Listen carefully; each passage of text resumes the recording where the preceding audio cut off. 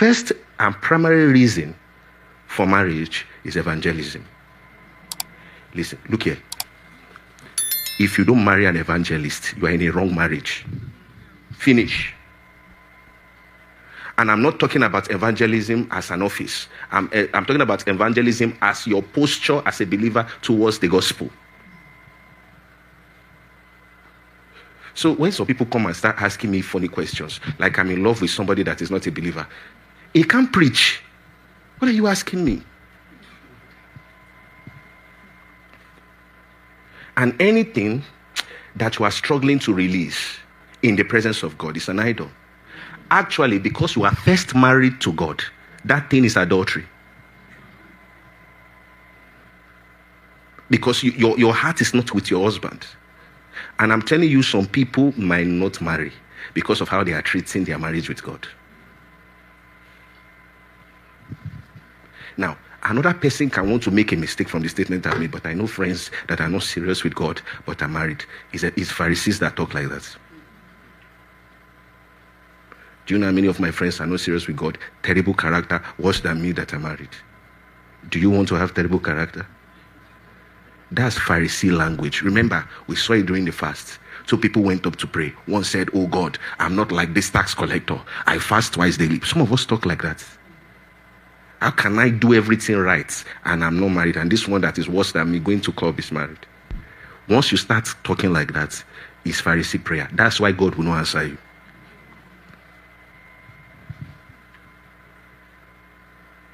And if you understand what I'm saying, you will get that that person is not in the marriage that God designed. That's not the one you want. That's not the one you want. Don't say I didn't tell you. So the fruitfulness and multiplication mandate is in two folds: reproduction and representation.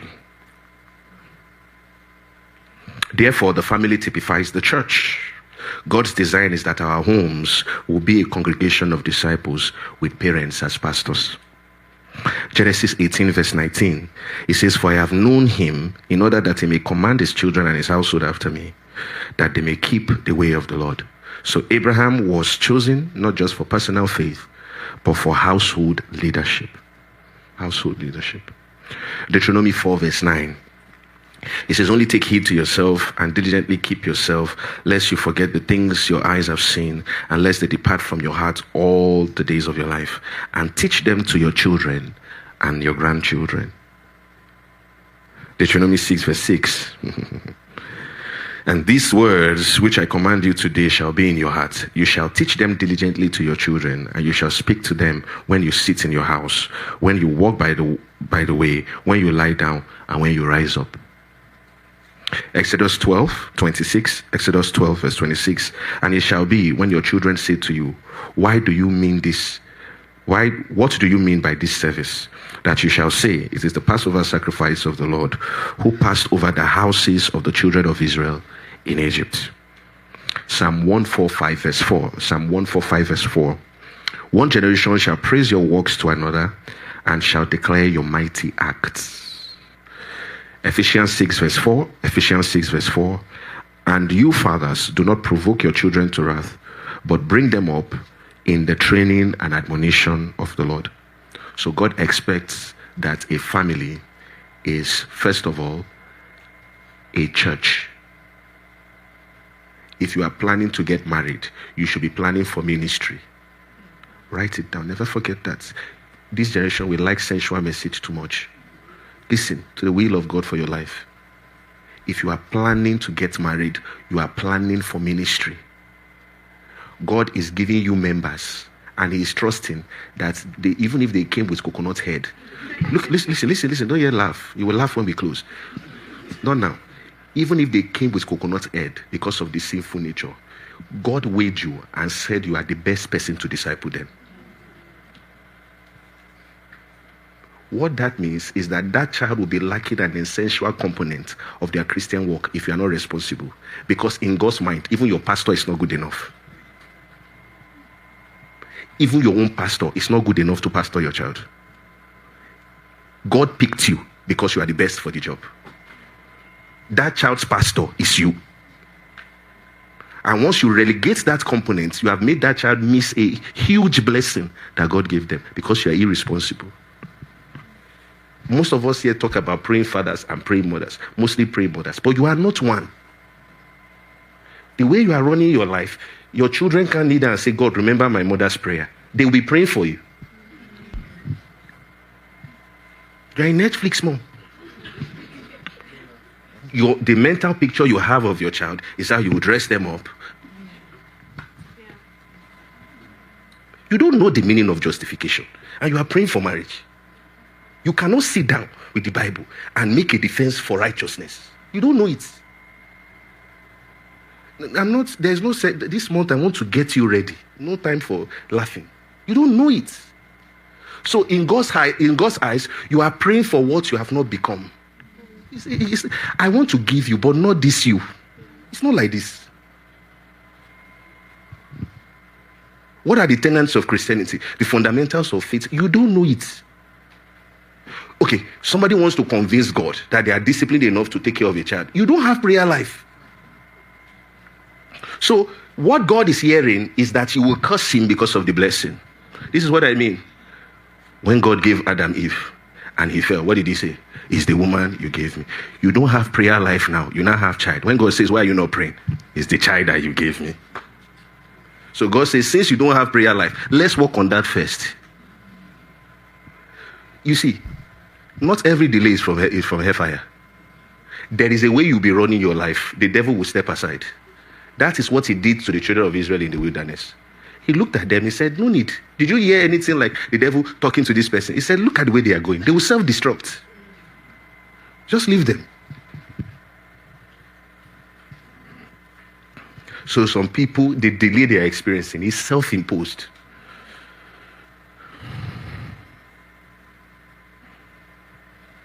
And peradventure, you don't embrace because there is the Ishmael way, there is the Isaac way.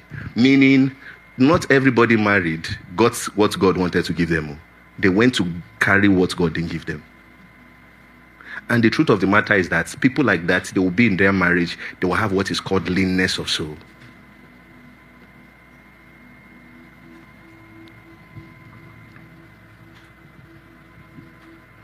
You are praying to get into what a lot of people are praying to come out of.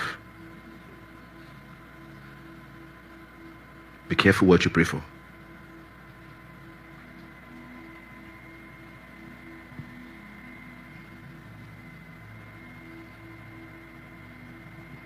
You will be in that home.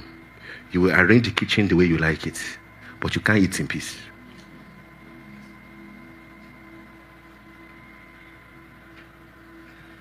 And the reason is because, see, let me tell you something. The way things are going in the church is looking like the world. 50% of Christian marriages end up in divorce, just like the world. So there is something wrong with how people are learning marriage. And I think the problem is that every time we want to talk about marriage in church, we put the ladies aside and leave the boys. Because when we make that segregation, the reason is because we know what we want to say is sensualism. It's not Bible.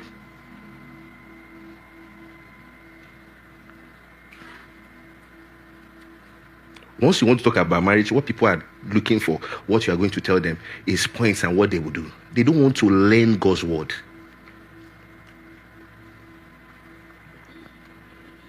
So why did God give us the blessing of family? Because of time, I will just show two. I'll mention the three, but I will just explain two doctrinally. Number one, to teach us how he loves us as his children. So when I have my family, God is teaching me something. You know that marriage is temporary. You are aware now. Somebody said, thank God. Yes, because once you die, you are going to meet your wife as brothers and sisters, and you are not going to have any, don't forget it, you are not going to catch yourself in one corner in heaven. That's not happening. There is no night there. They will catch you.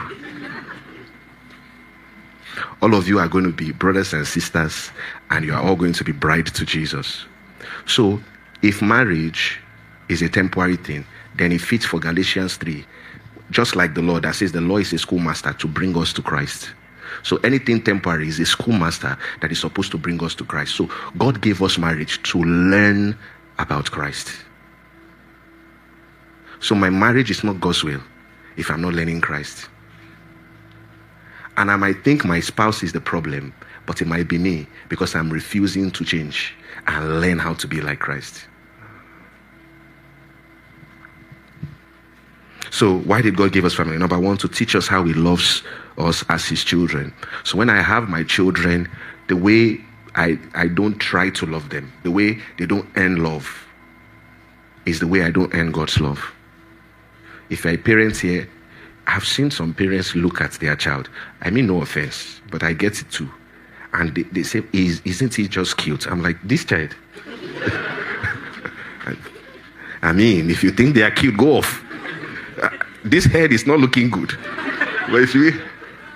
But to that parent, there's nothing more beautiful. Because once you like something, it starts getting fine. But you get what I'm saying. That's the rationale behind God saying you are wonderfully and fearfully made. See your nose now. Okay, I'm just kidding. So unconditional, without trying to earn being loved. Your children are not trying to do something. I have 2 in my house. Very entitled, and they've never done anything for me. As we speak, still not doing anything for me. But I love them, and I want to do more for them. And this is one thing I'm noticing, that the older they are getting, the more I'm loving them. Maybe it's my investments, but I don't know. But that's what it is. And then once I understand that, I am saying that from the lens of Christ, that, oh my goodness, God loves me. Just the way my kids are not trying to earn my love, I'm not trying to earn God's love. He loves me because I'm his son. And I cannot hate my kids. That's why the prodigal son is still called son. I can't hate them. I can only love them because they came from me. So number one, to teach us how he loves us as his children. Number two, to show us Christ and his sacrifice. To show us Christ and his sacrifice. Look at John 16 verse 21. Look at John 16 verse 21. We have quite a long way to go. I'm going to waste time today. Disclaimer. Not waste, spend. Let's read 1 to go. A woman, when she is in labor, has sorrow because her has come. But as soon as she has given birth to the child, she no longer remembers the anguish. You see, when my wife gave birth to our first daughter, and I told her, I said, because I was hearing her when she was giving birth. I couldn't be there because I don't want trauma. I have enough. So I stayed behind the curtain there, and I was hearing her groanings. So when we're done, I told her, because I told her I just want one child. So I told her, I said, we are done, Abby. She said, we're done. Because it was still, the memory of the pain was still fresh. After like a month, she started changing my, I said, were you not the one that was shouting in that bed? What Jesus is saying is that in the time of labor, there is pain. But for the joy that has been set before you of that child, you quickly forget the pain. You get what I'm saying? Now, Jesus in this John 16 was speaking about himself. And he was showing himself as a woman or as a mother in a family. Just the way a woman gives birth to a child from pain is the same way he bettered us from pain of the cross. And every time a woman is trying to give birth to a child, what she's actually doing is risking her life. But Jesus didn't risk his own life. He gave his own life for us to be born. So when he says for the joy that a human being has been born into the world, he's saying for the joy of the new creation to be born into the family of God. So in Christ, we find the mother. So peradventure, as a mom, you are going through so many pains for your child. You are learning Christ. Don't complain. The sacrifices I'm putting on myself for this family is too much. Well, every time you remember, switch into thanksgiving. Because you are being reminded of what Christ went through for you. So a woman sheds blood Are we together? To bring life into the world. A father also provides seed that comes from shed blood to protect the covenant. That's what they call circumcision. So God expects a woman to shed blood in childbirth. God expects a man to shed blood for what will cause birth. Okay. That's why circumcision was given to men and not women. Genesis 17:10-15. Circumcision was a blood sign saying, I belong to this family. I bear responsibility for its continuity. So that's God inviting men to service, to continuity. I have 3 jobs to keep my family going. That's why you are a man. We shouldn't be saying thank you. We can, to appreciate you. But it's your job.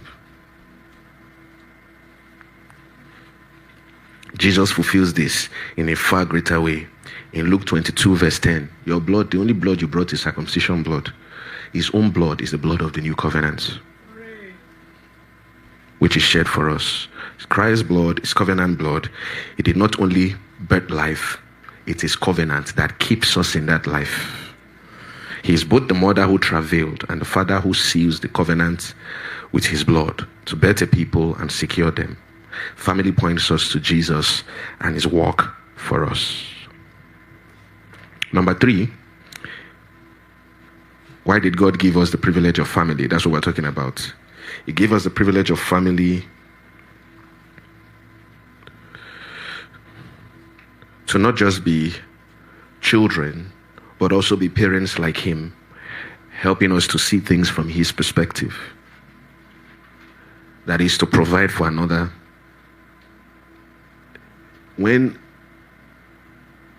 we give birth to our kids, that was when I understood why many of my prayers were not answered. Because they be asking for weird things that are not good for them. So I now understood that no, it's not rejection. No, it's protection. And as a parent, that's one word you would throw around a lot. No, not now. Wait. Keep quiet.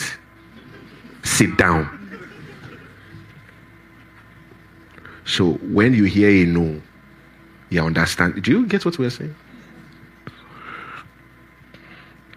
So to provide for another, the reason why he says no, to understand that parents are responsible for training, that is chastisement or discipline. And that's why you see in the Bible, in Exodus 4:22, it says, Israel is my firstborn. So you see God chastising Israel because he's his child. And if you're his child, according to Hebrews 12, you will also be chastised. So that's the first part. The first part there is that component side. The second part, which is the application side we're going to, is the expression. Remember we're talking about fruitfulness in marriage. Is the expression of fruitfulness. And I'm pushing it with Galatians 5:22-23.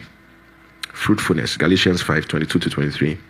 It says, but the fruit of the Spirit is love, joy, peace, patience, love, joy, peace, long-suffering, kindness, goodness, faithfulness, gentleness, and self-control. Against such there is no law. Paul re-echoes this in Colossians 1 verse 10 when he says that you may be fruitful in every good work. So the fruitfulness, number 1, is pertaining to mandate and representation. The fruitfulness is also expressing the divine character. And that's the practical side. The Spirit reproducing the life of Christ within us. Look at 1 Corinthians 13 verse 4. 1 Corinthians 13 verse 4. Love suffers long. So it's just re-echoing what you read in Galatians 5:22. Love suffers long. That suffers long means love is able to bear with somebody in a process. Some of us are not fair.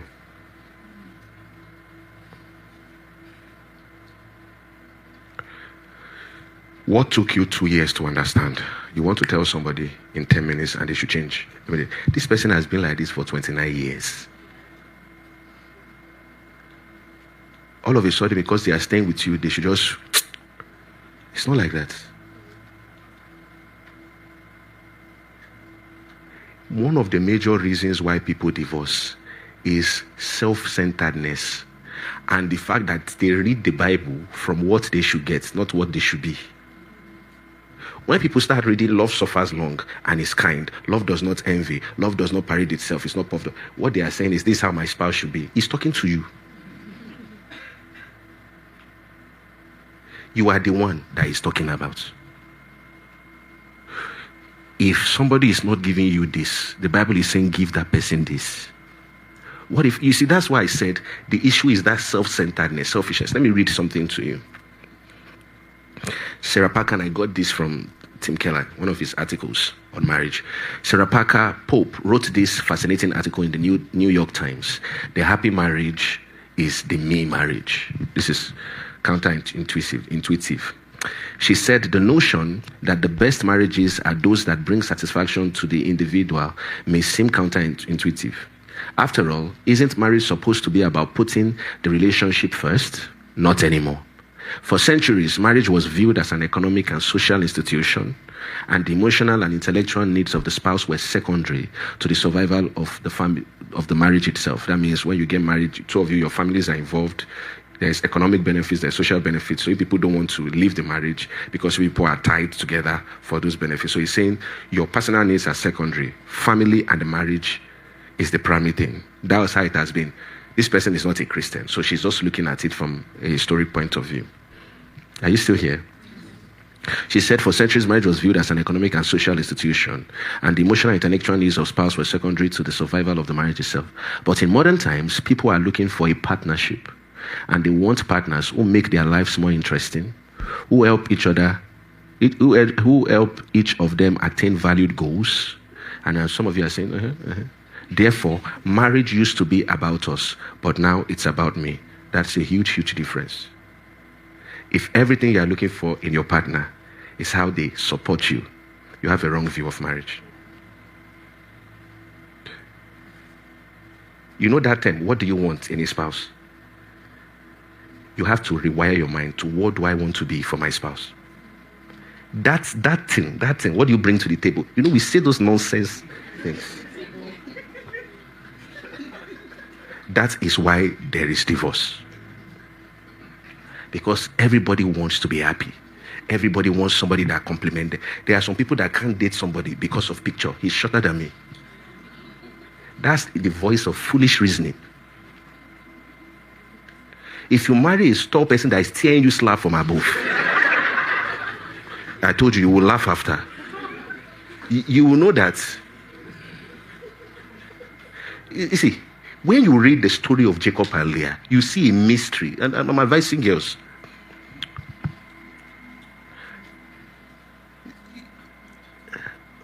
Don't be too much about what you like. Oh. The blessing of God is that you find a man that loves you more than you love him. Because look at this.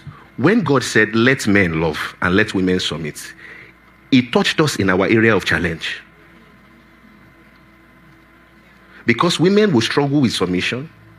So he touched you with that area of challenge. And men will struggle with love. Because men's love is very, very, unstable, attraction. Do you understand what I'm saying? And the love that God is demanding from the man, he now told him, he said, you must be ready to die for her. That kind of love, God is also trying to touch the heart of that man. So when you now find a man that is not trying to love you, that genuinely loves you, but you want to leave him for somebody you love, you are going to struggle. You will be like Leah. You will be fighting for validation. If you like, don't listen. Because, you see, anytime it's February, I'm always angry. Because you will talk, they will not hear word. They will not hear word. If you are not Rachel, no matter how you cook, he will not like you. Listen. His mind is on that person that he loves. So you will keep struggling, keep trying. All the children, she started naming him. My husband will one day love me. It won't be enough, sir. So if you notice you are Rachel in the story, embrace your Jacob. Don't go and be looking for someone that doesn't care for you. You are chatting this person, they did not respond. This other person has chatted you 7 times to say, I don't like his nose. You will soon know.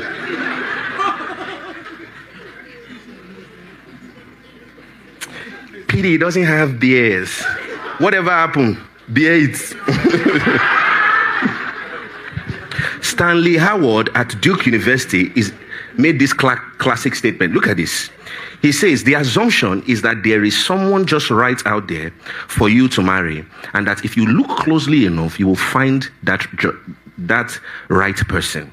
This assumption overlooks a critical aspect of marriage. It fails to appreciate the fact that you will always marry the wrong person.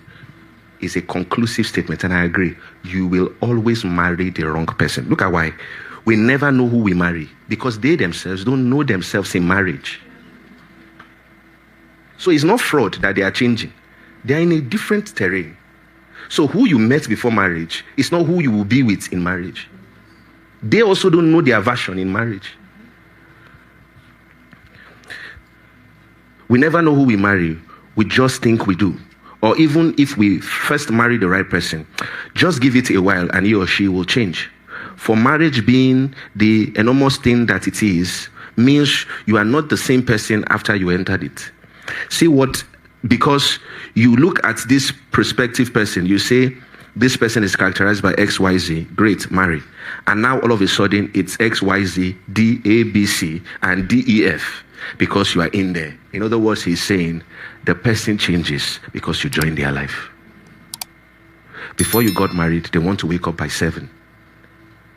But now, you have joined their life, you watch movies late. That's your own person. So you guys are up having sex, and nobody's young here. And don't look like that. You know what I'm saying now. And doing all those naughty things, I don't really care. And you guys are sleeping by 3 o'clock. They're not going to wake up by 7 anymore. You are changing them. You were single before. You had time to go to the gym. Now you now have a boyfriend, a girlfriend, or now you are married. You are eating up and down. You know your body will... You get what I'm saying? Your body will change. You are wondering, bro, this was how you were when I married you. We have eaten ice cream 6 times. You say I will not change? Do you get what we are saying? So some people are not practical. I'm telling you. You are laughing, but you're understanding. Marriage is so big that the minute you enter it, you change the person. The primary challenge of marriage throughout this course of marriage is learning to love and care for the stranger you often find yourself married to. And then he said this, and I feel like this is something I should even frame. He said, as I look back on when Jesus, do I give this example? Okay, all die and I die. As I look back on when I and my wife first held hands before we were married, this is Tim Keller speaking, I realized that the initial thrill was not born out of the magnitude of my love for her, but rather from the flattery of her choosing me. Listen to what he said. And I think this is true of all of us, because I thought about it, I said, this is amazing. He said the excitement was less about, oh, I really love this person, and more about the flattery of her choosing me. The excitement was less about, oh, I really love this person, and more about what it did for my ego. Someone I admired, someone I thought was wonderful, attractive, was finally responding to me. That feeling is not necessarily love. It is often ego. As C.S. Lewis writes in the Screwtape Letters, much of what humans call love is really hunger. An ego looking for feeling for emptiness. When someone's attention or affection feels that emptiness, we mistake the satisfaction of our pride for genuine love. I'll tell you a story. So, I knew of this guy. And maybe this month I would talk about it, the dangers of cohabitation. Once you start living with, okay. So there was this guy who was dating this girl. They were dating for about 11 years. And obviously, you know what happened. They broke up now. Those things don't work. Once you start living with somebody, they've seen you. They are not going to marry you. Because the first thing that happens to you when you get married, you have a rush of, did I make a mistake? Because you are living with this person, you have seen everything about them. And since there is nothing legal, nothing covenantal backing you guys up, there's no way they are going to stay with you. They will dump you. They've seen the best of you. They have to try if there is something easier out there. It's just common sense. So, was dating this girl for about 11 years, and they stayed together for about 4 years. So they eventually broke up. And then we're having a conversation. So I asked him, I said, he said he's dating somebody now. I said, oh, amazing. He said, PD, I have never felt love before. It was just now I felt love. I said, wait. I said, so you are telling me that you spent 11 years of your life and you were not in love. He has forgotten the emptiness that she was feeling. It's 11 years. It's enough to forget how you first felt. He said, PD, no. I said, really? He said, this girl I'm currently dating now I know the meaning of love. So I said, wait, I want to ask you questions.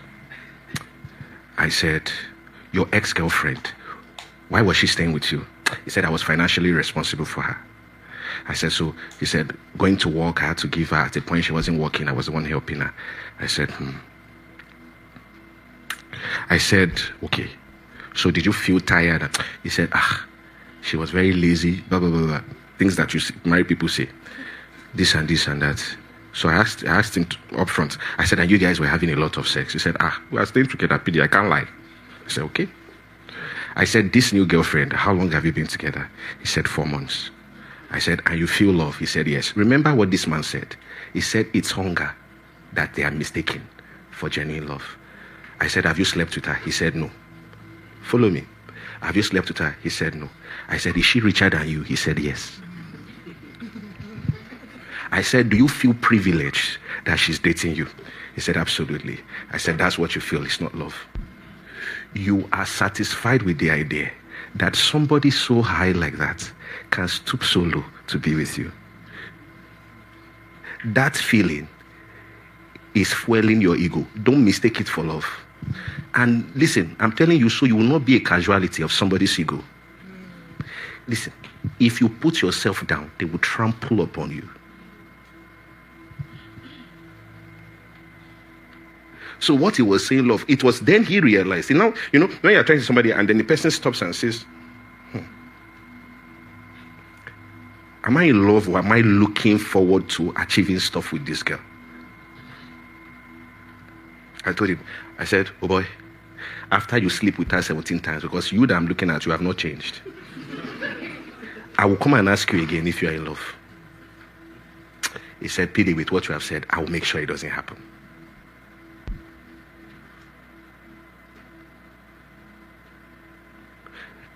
Listen, I'm saying it now because you can meet somebody in church and feel like you have hit a jackpot. And that is the beginning of your destruction. Not everybody saying Lord, Lord is under his lordship. And don't miss this. Anybody that can sin with you will sin against you. Anybody that sins with you will sin against you. Why should you trust somebody to not cheat on you if they were sleeping with you before you married? It's not smart to trust that person because during your courtship, they displayed that they don't have self-control. I can't trust you.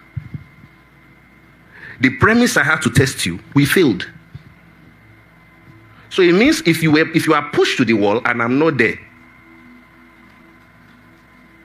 I'm just trying to make a defense for having a sane relationship. If you like, I don't know, I told you. They will not hear. Come here, you will see now that they will not hear. They will still come back.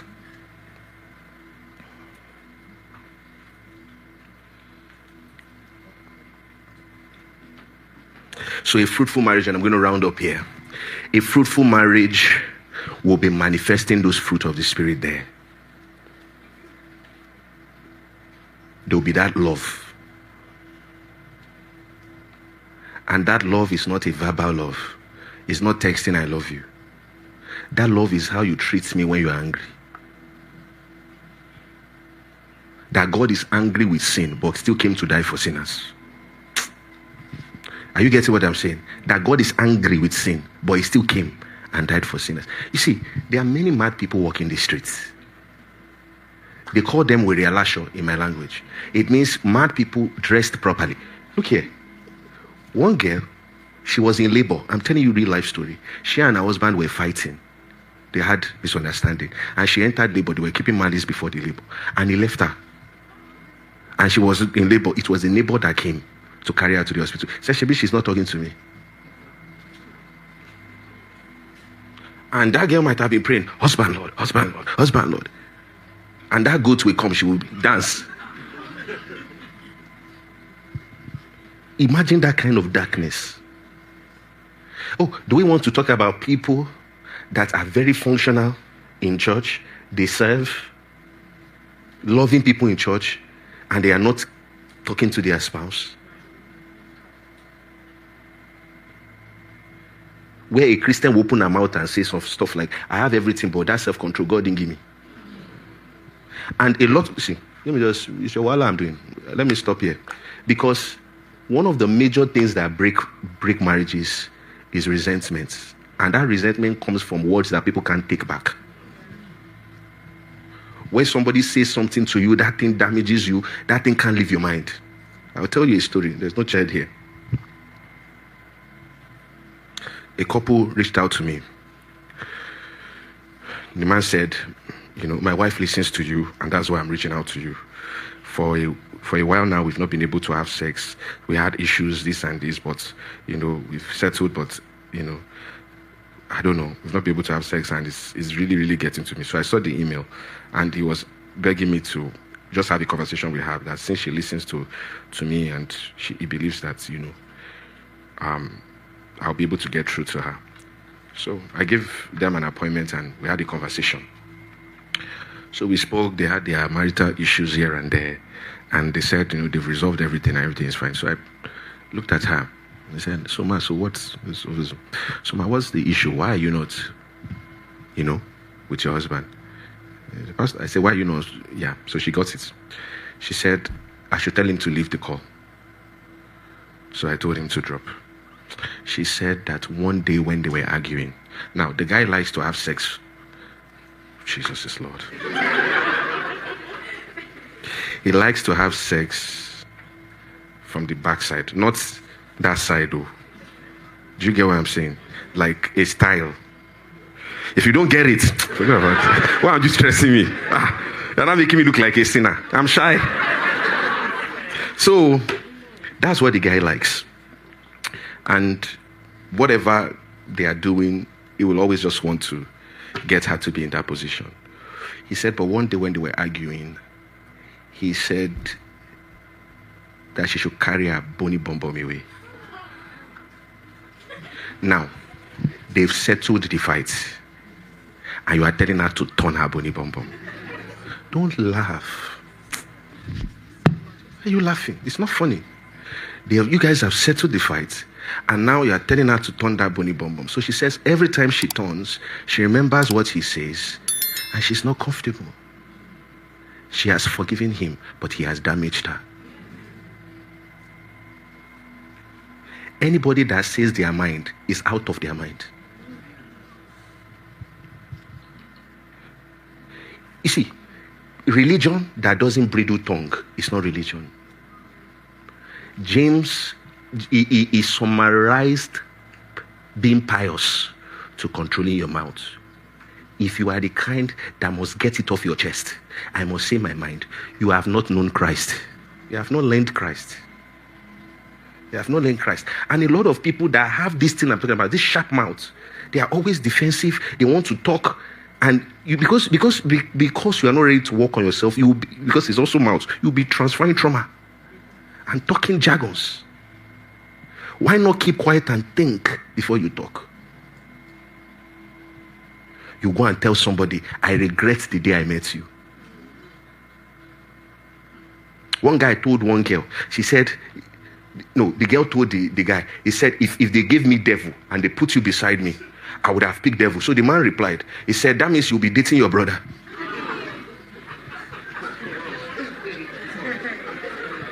That's what they call basbos.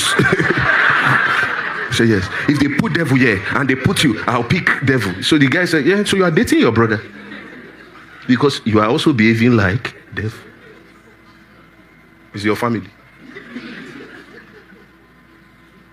People, you will open your mouth, somebody that you married, you open your mouth and you describe the person's life and water them down and say they are nothing without you. You know what God does to people like that? Because you are hey God, you are putting yourself as Pharaoh.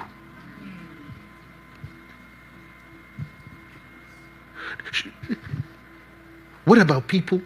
You see, if we only want to have conversation about the mouth, people that will be lying.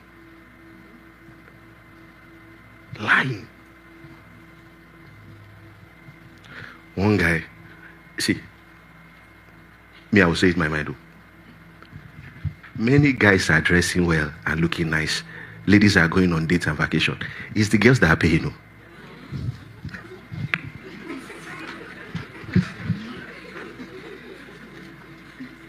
You don't have job, you're entitled. See the way they are looking at me. People with... This guy is a leader in church. You went and did arrange something. You have that fire going on. You went and married another person. You have that one going on in another country. So you have this going on here. You went to Nigeria, you have that going on. You now move to another state and have another girlfriend there. So you are 3 different human beings in 3 different places, and you are sharing the word of God. You are sharing. And you are sharing. It can't be well with you. No, it's not curse. Why are you laughing now? It can't be well with you. And you are wondering why there is regression. You are wondering why. Come on.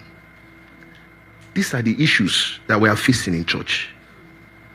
Where people will be acting like, and you see, that's why when you are a pastor can identify sheep, wolf in sheep clothing.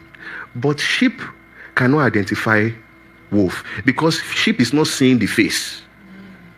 Pastor is standing in front of them. Sheep is feeling the body. And to sheep, it is sheep. So when you bring out that wolf and you hit the wolf to run away, sheep will say, Pastor is not good. That's how he will treat us. Because they think that the wolf is sheep. So you call somebody out and say, this person is not for you. You know what they will do? 2 of them will leave the church, form comradeship, and say you are a dictator.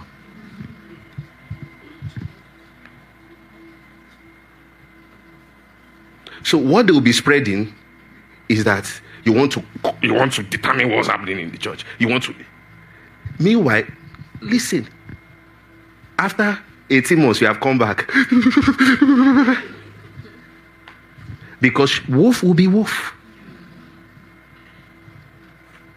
If your parent is telling you, check again. Pastor is telling you, check again. Check again. Don't say, I like them. They like me. You don't know what I'm saying. Because sometimes when you have oppositions like that, you people form what is called false comradeship.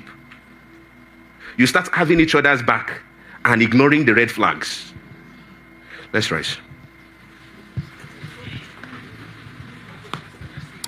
I'm just telling you that you are better alone. If you lie, don't hear.